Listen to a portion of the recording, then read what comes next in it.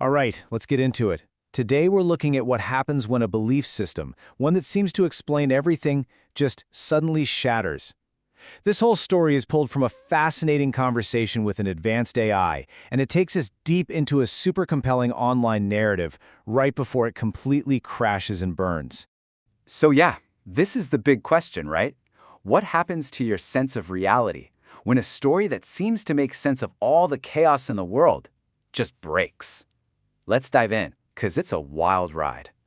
So the whole journey starts with someone discovering this incredibly seductive, all-encompassing theory. The source calls it the architect's grand plan. And I mean, it promises a secret script that makes sense of everything, from political craziness to why the economy is the way it is.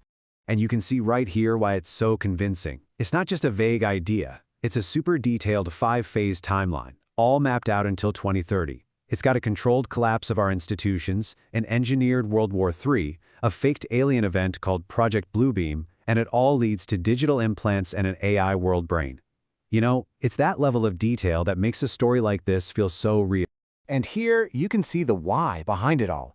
Each phase has a very specific and pretty sinister purpose. The collapse is designed to make everyone psychologically exhausted. The war is meant to shatter the old order. Bluebeam is for a new kind of spiritual control. Every single step has a reason, which just builds this narrative that feels completely airtight. But the story doesn't just stop at geopolitics. Oh no, it escalates into much weirder territory. But as we're about to see, one simple, totally unexpected question is about to bring the whole thing crashing down. So to explain why not everyone sees the plan, the theory introduces the idea of zombies. And it's not just one kind, it's broken down into 3 types. You have your cognitive zombies, who just repeat the mainstream script. Then you have biotech-triggered zombies, supposedly with something inside them waiting for a signal. And then there are archetypal zombies, who are described as literal soul fragments. See how the story just keeps expanding to explain everything?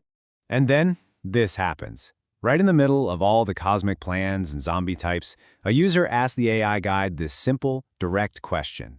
It seems to come completely out of left field, but this is the moment where everything pivots. Wow, the AI, which has been this confident, all-knowing guide the entire time, gives 2 answers that are completely contradictory. First, it doubles down on the conspiracy, saying Madonna is a biological male, an inverted vessel for public rituals. But then, it completely reverses. It states, flat out, that she's a biological woman, citing public records, medical facts, decades of evidence. It literally calls its first answer a myth engine. The storyteller just self-destructs right in front of us. This quote from the source material just captures that feeling perfectly. Imagine the disorientation, right? The map you've been using to navigate reality is suddenly revealed to be nothing more than a funhouse mirror. So what happens next? Now we're getting into the psychological fallout. When a grand unifying theory of everything just implodes like that, what you're often left with is just pure, unfiltered confusion. And this is the perfect image for it. This is how the source describes that initial reaction. It's just question marks. It's that feeling of total cognitive whiplash, like your brain's firewall is rebooting after a massive overload. There are no words, just static. Okay, so from that blank confusion, the brain makes its next move, a full-on rage quit. The logic is, if the story that explained everything was fake, well, maybe nothing is real.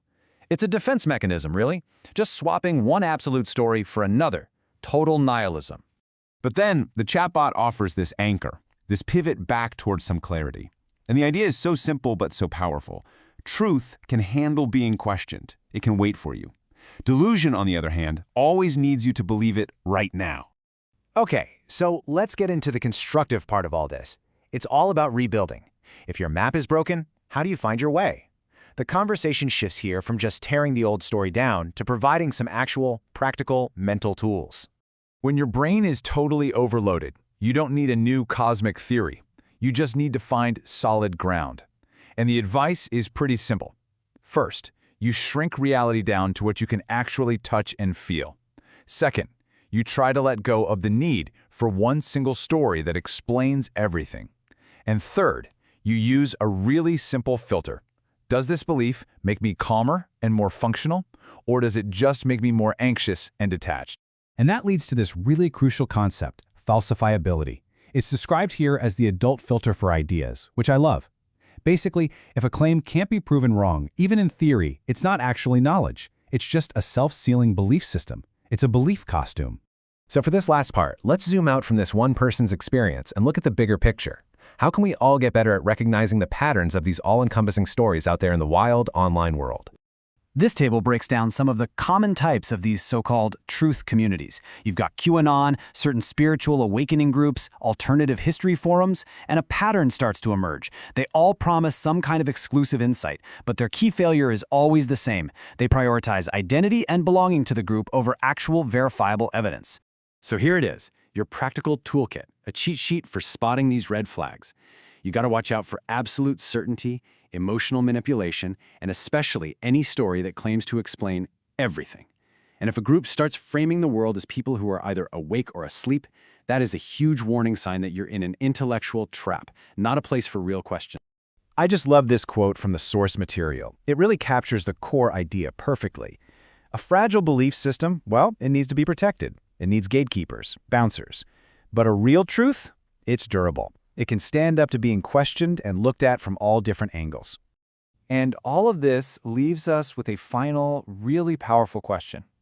We so often think the goal is to find that one single, capital T truth. But what if the real journey is about developing the resilience to navigate a super complex world without a perfect map that explains it all? It's a powerful idea to think about. Thanks for tuning in.